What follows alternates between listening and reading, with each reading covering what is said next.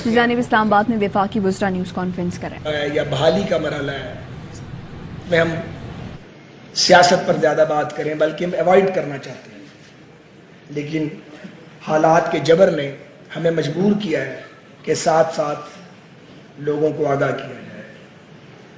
آپ سب جانتے ہیں کہ ہم آئی ایم ایف کو خیر آباد کہہ گئے تھے۔ ماضی میں سابقہ حکومت نے آئی ایم ایف کا پروگرام لیا اور اس کے بعد جب حکومت جا رہی تھی اصلاحات کیے بغیر اس پروگرام کو ادھورا چھوڑ دیا۔ آئی ایم ایف کا پروگرام حاصل کرنا شادیانے بجانے والا کام نہیں ہے، یہ ایک ٹیمپریری ریلیف ہے، ایک ایسا تالا ہے جو کھل جائے تو عالمی مالیاتی ادارے آپ کی مدد کرتے ہیں، لیکن اس کا مطمع نظر یہ ہوتا ہے کہ آپ اصلاحات کریں اور اس پروگرام سے جتنی جلدی ہو سکتا ہے واپس نکل آئیں اور آپ اپنے پاؤں پر کھڑے ہوں۔ لیکن افسوسناک بات یہ ہے کہ جب پاکستان کو سری لنکا بننے سے بچانے کے لیے حکومت آل آؤٹ ایفرٹ کر رہی تھی، جب پاکستان کے تمام ادارے کوشش کر رہے تھے اور برادر اور دوست ملکوں کی مدد لے رہے تھے کہ کسی طرح آئی ایم ایف کا وہ پروگرام جو عمران خان صاحب ادھورا چھوڑ گئے تھے وہ بحال ہو جائے تاکہ ملک دیوالیہ ہونے سے بچ سکے، اس موقع پہ ایک تو انڈیا تھا جو کوشش کر رہا تھا کہ آئی ایم ایف کا پروگرام پاکستان کو نہ ملے، اور دوسرے ہمارے پی ٹی آئی کے مہربان تھے شوکت ترین صاحب کی اور صوبائی وزراء خزانہ کی گفتگو قوم کے سامنے ہے۔ میں تو تصور بھی نہیں کر سکتا تھا کہ شوکت ترین صاحب جیسا ایک پروفیشنل آدمی بھی اس حد تک گر جائے گا کہ وہ پاکستان کو نقصان ہوتا ہے تو ہو لیکن ان کی سیاست بچنی چاہیے۔ بہرحال اللہ کا شکر ہے کہ ٹیمپریری ریلیف مل گیا ہے اور ہمارا لیکن اصل ٹارگٹ پاکستان کی خود انحصاری ہے۔ آئی ایم ایف پہ آپ ڈیپینڈ نہیں کر سکتے، یہ ایک وقتی ریلیف ہے، یہ ایک عارضی سچویشن ہے، اس کو لے کے چلا نہیں جا سکتا، صرف آپ کو بریدنگ سپیس میں دیا ہے کہ اس دوران میں ہم بطور قوم ذمہ داری کے ساتھ ریفارمز کریں اور اپنے ہاؤس کو ان آرڈر کریں۔ ہم نے وزیر اعظم ہاؤس میں فلڈ ریلیف کانفرنس کی تھی جس میں تمام وزراء اعلیٰ کو مدعو کیا گیا تھا 2 روز پہلے۔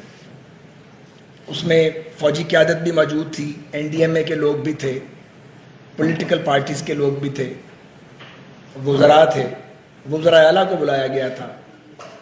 بہت افسوس سے کہنا پڑتا ہے کہ وزراء اعلیٰ کو روکا گیا اور وہ اس فلڈ ریلیف کانفرنس کا حصہ نہیں بنے۔ سندھ کے وزیر اعلیٰ آئے، بلوچستان کے وزیر اعلیٰ آئے، لیکن پنجاب، کے پی اور گلگت بلتستان کے وزراء اعلیٰ نے شرکت نہیں کی، زوم پر بھی شرکت نہیں کی، اور آج آزاد کشمیر کے پی ایم کو بھی روکا گیا، وہ بھی تشریف نہیں لائے۔ جنگل میں آگ لگ جائے نا تو درندے بھی اکٹھے ہو جاتے ہیں، یا سیلاب آ جائے تو وہ مل کے بچنے کی ترکیب کرتے ہیں۔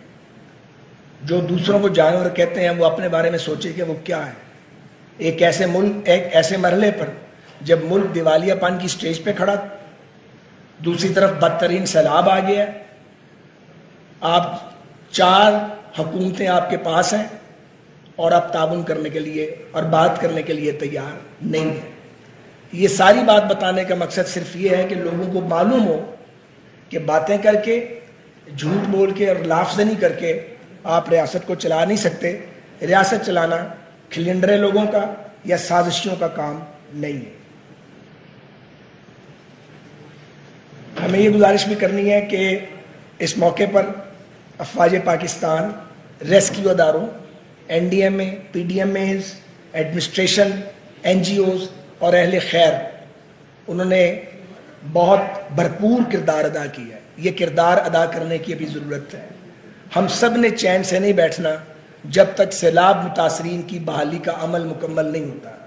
انشاءاللہ تعالیٰ بہت جلد وزیر اعظم پاکستان اتحادی جماعتوں کی مشاورت سے ایک سالڈ، ایک مؤثر مربوط پروگرام بحالی کا جو ہے وہ قوم کے سامنے رکھیں گے، اور ہمیں یہ ذہن میں رکھنا چاہیے کہ جو بھی مدد مل رہی ہے یہ مدد اتنی نہیں ہے کہ یہ بحالی کے لیے کافی ہو۔ ہمیں اپنے وسائل پر اور اپنی قوت بازو پر ہی اللہ کے فضل کے بعد بھروسہ کرنا ہے، تبھی ہم آگے بڑھ سکتے ہیں اور اپنے تباہ حال بہنوں بھائیوں اور پاکستانیوں کو ریہیبلیٹیٹ کر سکتے ہیں.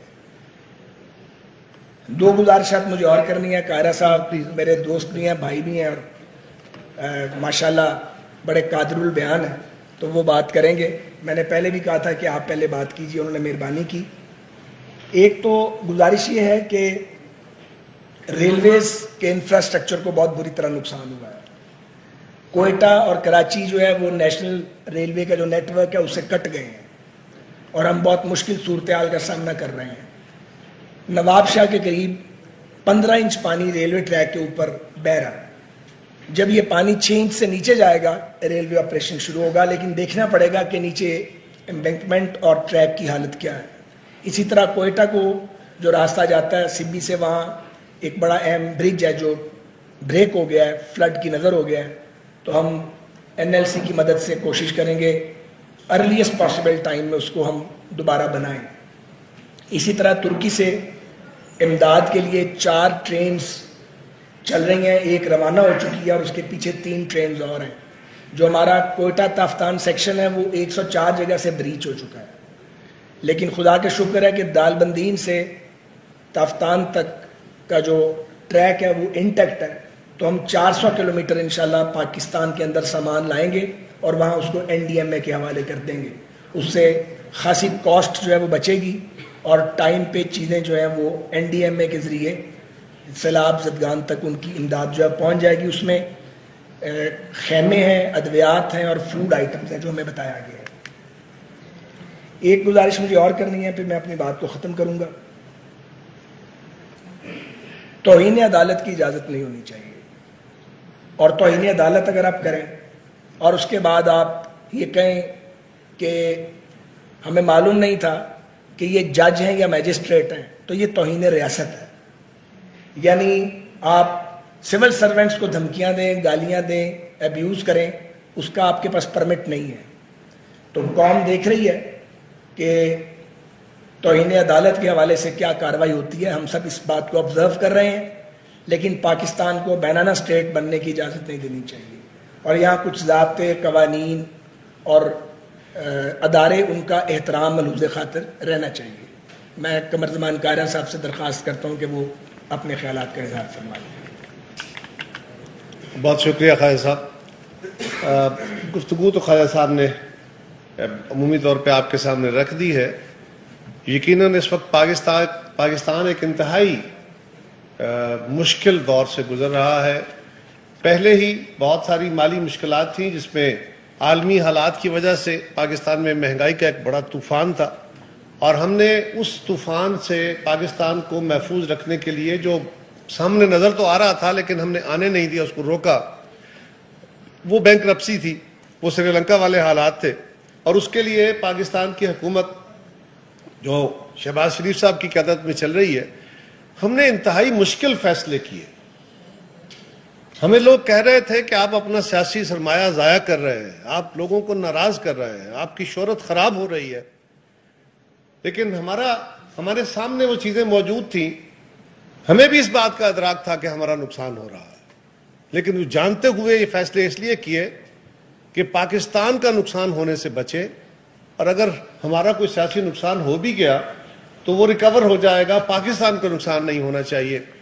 اور آپ کے سامنے ہے کہ وہ فیصلے, اس کے اوپر لوگوں نے بہت مشکل آئی, بلا شبہ لوگوں کی زندگی میں آگ لگ گئی, مہنگائی ہو گئی, لیکن لوگوں نے اس پہ احتجاج نہیں کیا.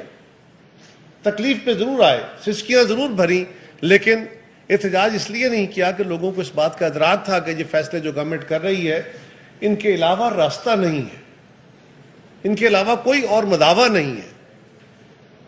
وہ چند مشکل فیصلے آنے والے سالوں کے بہتری کے فیصلے تھے. ابھی ہم اس عمل میں تھے تو یہ فلڈ والی صورتحال آ گئی, اور فلڈ والی صورتحال ایسی ہے کہ اس کی ہماری تاریخ میں مثال نہیں ہے. ہماری نون ہسٹری میں اتنا پانی آسمان سے کبھی نہیں برسا. یعنی سندھ کے اندر اہم ترین خبریں اب ایک کلک کی دوری پر. آپ کے پسندیدہ ٹاک شوز ہوں یا اہم ملکی یا غیر ملکی شخصیات کی نیوز کانفرنسز, ہر لمحہ باخبر رہنے کے لیے سبسکرائب کریں ہمارا YouTube چینل. मौसम की सूरत हाल हो या खेल के मैदान से खबरें, अपने मोबाइल फोन से मुल्की और बैनुल-अक़वामी अहम खबरों तक रसाई के लिए डाउनलोड कीजिए मोबाइल ऐप। बावसूख ज़राए से मुसद्दिका खबरों, तज्ज़ियों और तबसरों से मुस्तफीद होने के लिए विजिट कीजिए पाकिस्तान की सबसे बड़ी न्यूज वेबसाइट www.arYnews.tv। इन सब के अलावा पाकिस्तान का सबसे बड़ा फेसबुक पेज हो, सबसे बड़ा न्यूज इंस्टाग्राम अकाउंट या फिर ट्विटर, ARY न्यूज पहुंचा रहा है खबरें सबसे पहले आप तक, ताकि आप रहें हर लम्हा बाखबर।